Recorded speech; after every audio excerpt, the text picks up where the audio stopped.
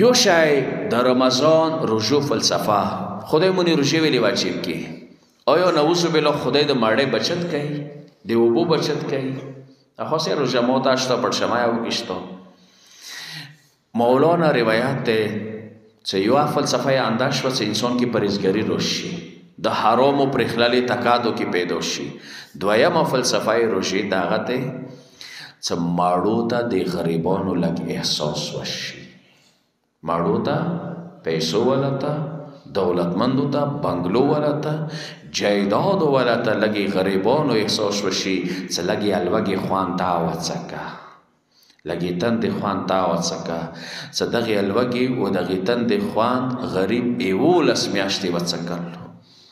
ډیر غریبان په د سوي څو بوسن غن خوري ډیرو نه ځا خبرې هم څه شپې نورې تیرې کړې دي او ما تو سے بونه خبر نو دا الوګه متلګ احساس وکي چې الوګه څوره تکلیف لري تند څوره تکلیف لري نن ته لغون ته دغه الوګي دغه تند سره غریبانو احساس وکا چې لګ پاته ولګي چې الوګه چي ده تند چي ده دي دار صورت ده خدای بود خدای دې روزي څه ضرورت نشته دا روزه دې دي د پاره چې موږ لګي غریبانو احساس وي دا روزه دې دي د پاره چې موږ غریبانو لګي احساس پیدا شي اوس وکسا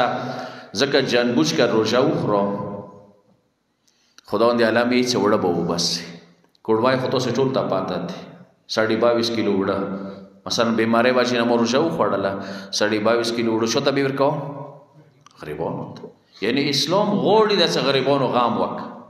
کوشش وکړو ټیک دی مو د سرخان به خوندوار وي خو څه واس در رسیږي